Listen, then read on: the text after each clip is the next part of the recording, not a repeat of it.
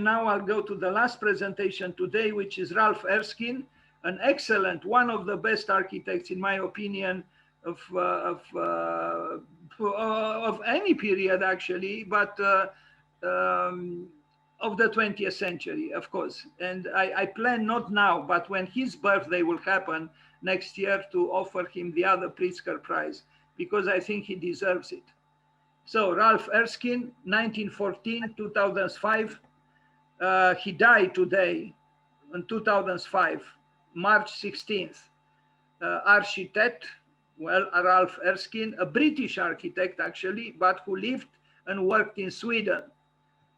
Ralph Erskine, and romantic functionalist, romantic functionalist.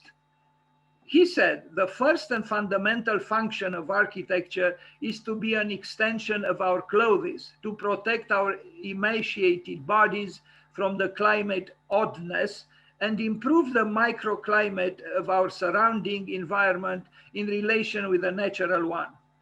And you'll see now a few images, and then we'll go in more detail for some of his buildings. A very versatile and interesting architect, and very, very interested in ecology, what we call today ecology. Very, very interested in the relationship between climate and architecture. He is considered the master of the Arctic architecture. He lived and worked in Sweden, but I think he could have built equally well in the south or in some other parts of the world. Again, these are just some images, and then we'll look into detail to some of his works. In my opinion, he was superior to some other architects who were better known than him.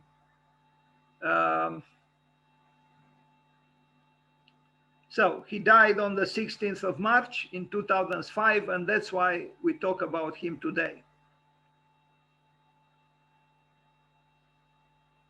He was not a formalist, but he had an artistic side which manifested itself in various ways in his buildings. I think he was a very subtle architect. He was indeed a functionalist, but the romantic side of him made him move away from a simplistic understanding of what functionalism means.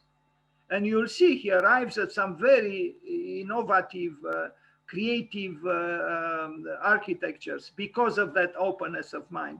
Drawings, some drawings by him. Here is the master seen from the back, drawing manually. He didn't draw digitally. This is a study for an utopian kind of Nordic, settlement, not just a building, but a cluster of buildings. His own house, which we are going to see, again, the same project in the Arctic, an ecological Arctic town from 1958. His drawing, his manner of drawing was very, playful and not stiff at all. So Ralph Erskine, British architect, but living and working in Sweden. This was his house, his own house, and you are going to see it, a very modest house, a small house. Another drawing of his house. The house itself is here, but in his case, the building also connected and connects with what is around it.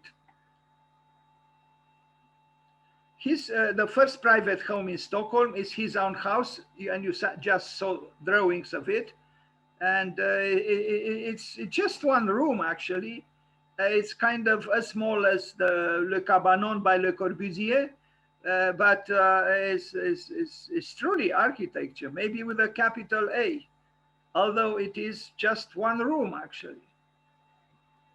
And look, one side, so this is the main elevation, and the back elevation is very interesting. The wood that he stored in order to be able to warm up the space, it becomes part of the building, almost the artistic expression of the building. A very nice idea. It's both functional and also aesthetically intriguing.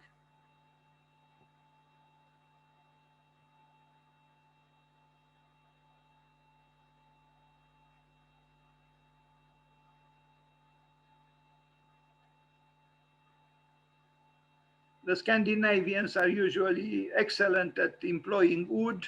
They know how to work with wood, to design with wood. Now another villa from another building from 1961, a larger building, and you are going to see this is how he built it with exposed concrete. It was refurbished later on, and you are going to see also the images, the later on images after it was refurbished. A dense plan, it's not dispersed, because in the cold climate you are supposed to save energy, and so the building better is condensed. And this is how it looks like now after it was refurbished.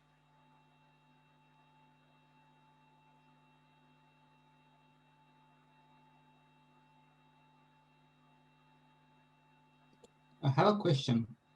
Please. You said earlier that I don't hear very well, please.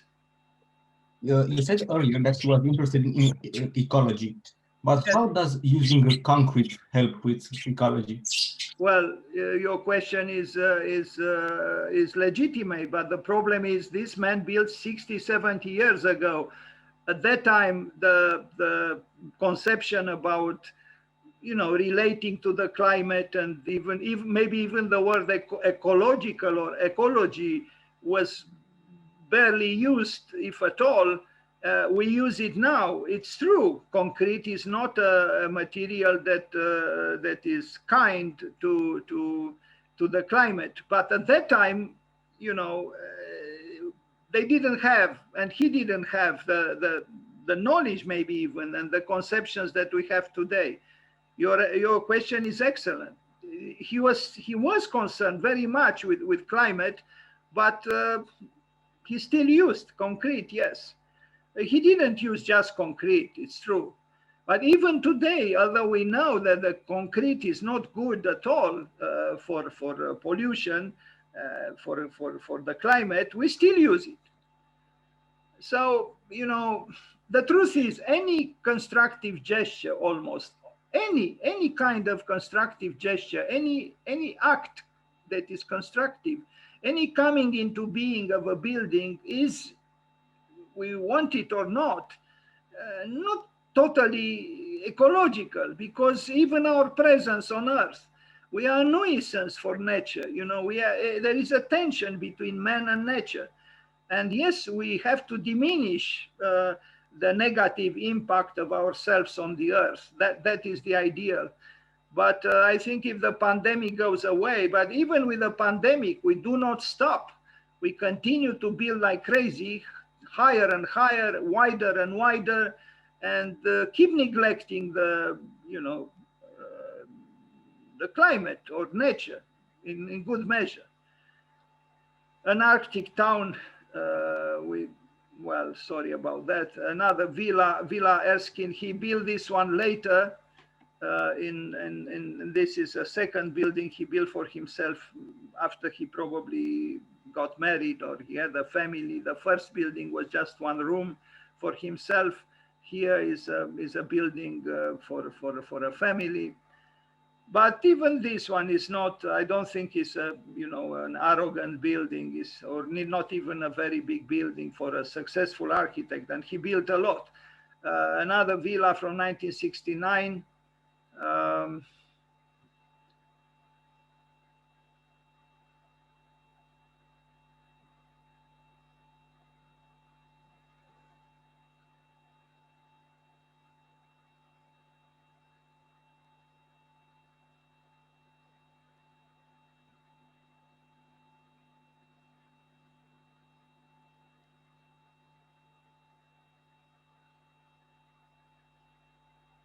This is a complex of buildings, is a row of individual units, individual houses. A little bit maybe too strict, this row.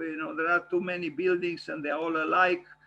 But they have something almost, something Scandinavian, this austere architecture towards the outside, and then the house is open towards the courtyard. They are a little bit Teutonic for my taste, it's true, but I wouldn't say it's an architecture that leaves you indifferent. But it is a little bit less free than other works, a little bit militaristic for my taste. But interesting, nevertheless.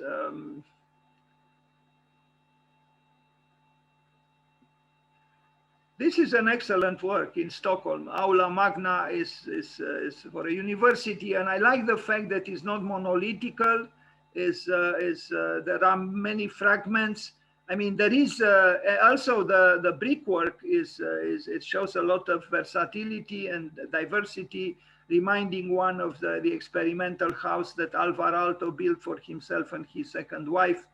But this is a public building.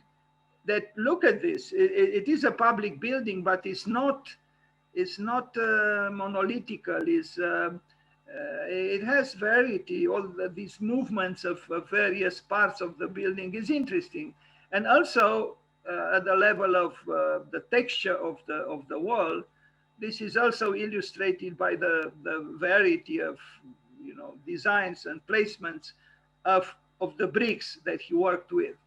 So the wall is not blunt. It has texture. It has richness, and that richness, I think, is shown also at the level. I hope I have some images also seen from a little bit far away, like here. I like this work very much, and it's not easy to do something like this, because an aula, an auditorium, is essentially a big room, but he's able to kind of hide the big room behind this facade, which is almost medieval in its conglomerate-like adding up various parts, and I think it's a very good work. You see, the aula itself is a mono room, is a monolithical interior space, but the outside is something else. I think it kind of reiterates the idea of a medieval fortress or something. Yes, I think you put it very well. Yes, the medieval fortress, yeah. I think this is a kind of surprise. Pardon? Surprise, I think. Surprise? Yeah. Yeah, it is, but no, I think it's one of his best works, this aula.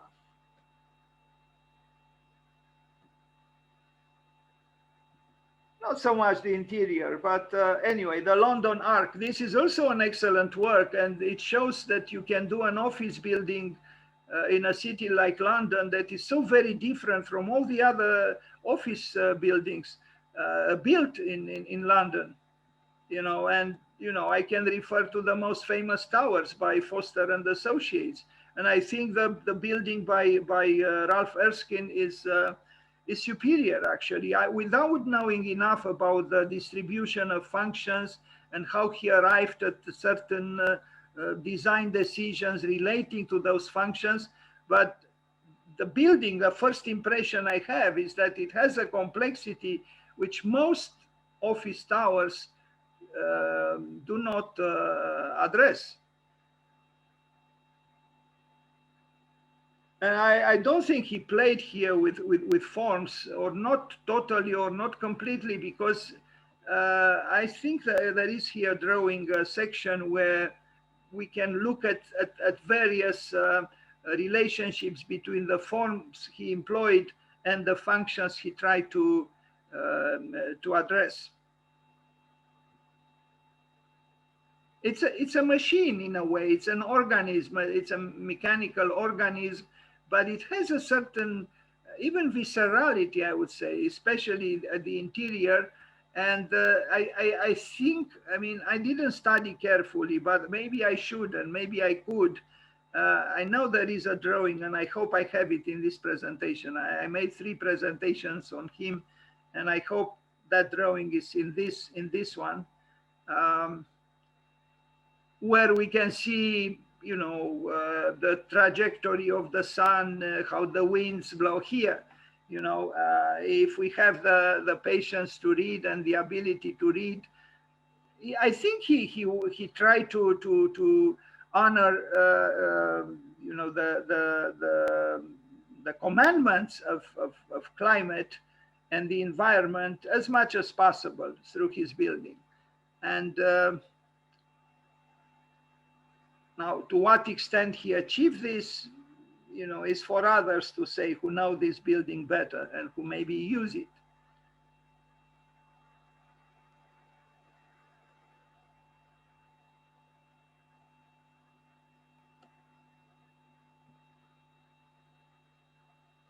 I don't think that he completely disregarded form. I mean, from my perspective, it kind of looks like a ship with many levels and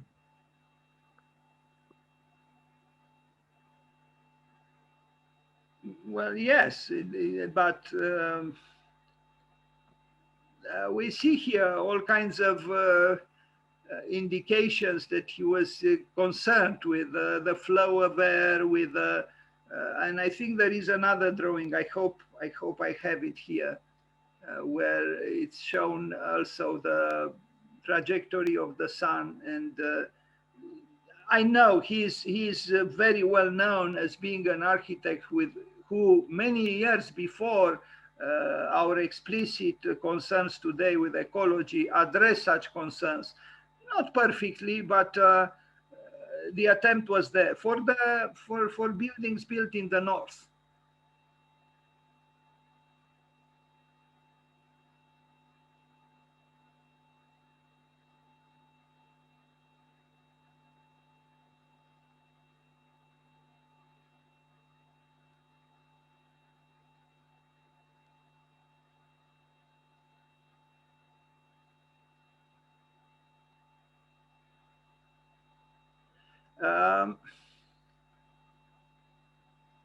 Okay, what is this from Newcastle? This is a housing complex and unusual in many respects. Really, how many housing complexes in the world today look like this? I mean, you know, a certain form of aesthetics that relate to some kind of a medieval fortress appear here as well. But look at the windows. Gone is the obsession with the demagogy of glass, you know, with large surfaces of glass. Instead, we have very small windows scattered on the wall. Then the use of color, the fact that he actually used ornament as well. This is also something. I mean, I don't know exactly when this was built. 1968. Well, who would use ornament in 1968? Look here, it's a tapestry, it's an architectonic rug on the facade of the building. I mean, he was an innovator, he was radical. First, for using very small windows and scattered freely on the facade. This was not done at that time. You know, now we do it with, it is done, but still, to include such large scale ornaments on the facade is not done, and he did it. To me, this is a very innovative and almost radical architecture that he did in 1968. And we'll see it's a complex cluster of buildings. This is just one of them. And you know, if we study it in detail, I'm sure we can discover other things that at a superficial first reading we cannot notice. You know, this building and this building is the same, but there are the two sides of the building. Here we have sunlight and, you know, these balconies that are, I think he was indeed a serious architect who was very concerned with functionalism, which didn't neglect the relationship between the building and the outside. Maybe he didn't always achieve what he wanted to achieve, but I see him as a non-formalist, actually, although he had the ability to be sculptural or artistically interesting. look, this building also in the same complex of building, different from this, and also the unusual colors he used. You know, it shows that he was Ralph Erskine was at the level of chromatics also, you know, quite adventurous. I mean, this is almost expressionistic to an extent.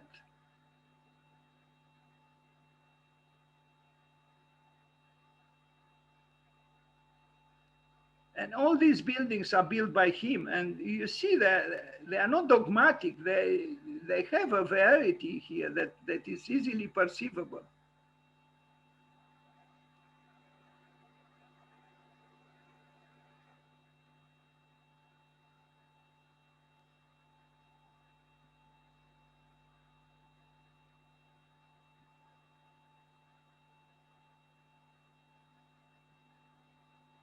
So this is built in England, not in Sweden, but all of this was done by him. And most of his work otherwise is in Sweden.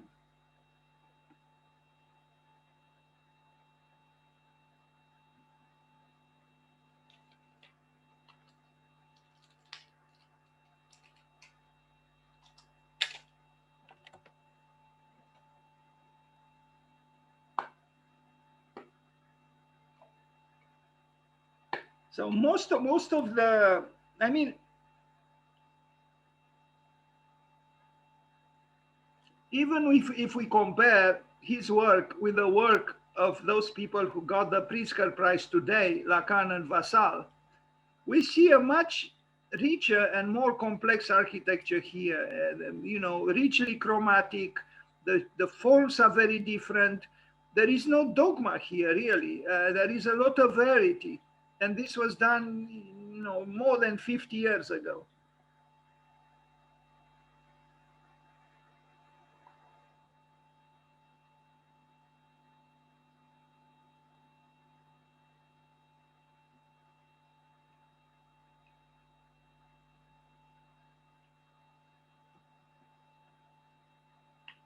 I find him a very interesting architect and not part of the star system.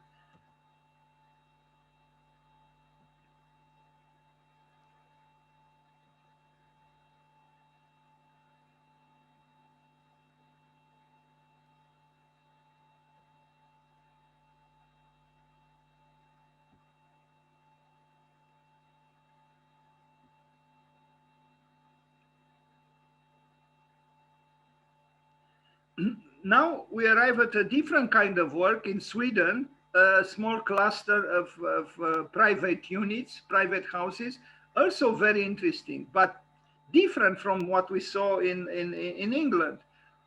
And there is here also something Teutonical, but look at these houses, you know, they are oriented towards each other, they are individual, they are distinct, but also this part at the top, you know, creates a certain level of exaltation that is not very common in domestic architecture.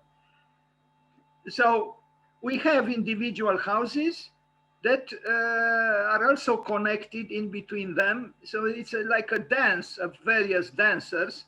And then we have kind of a courtyard, a collective space, communal space.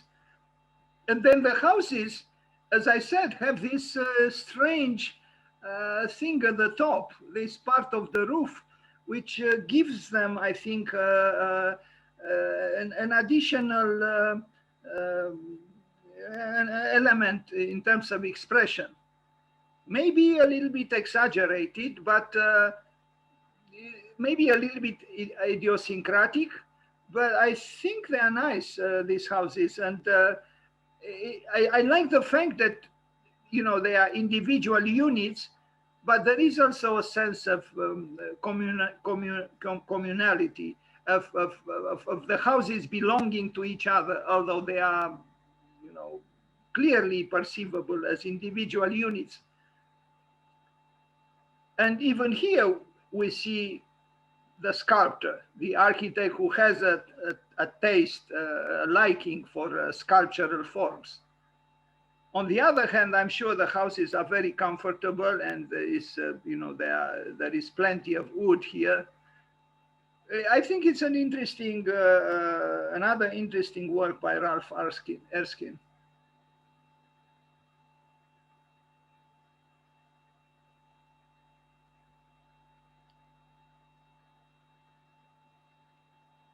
And that so-called medieval quality seems to be present here as well.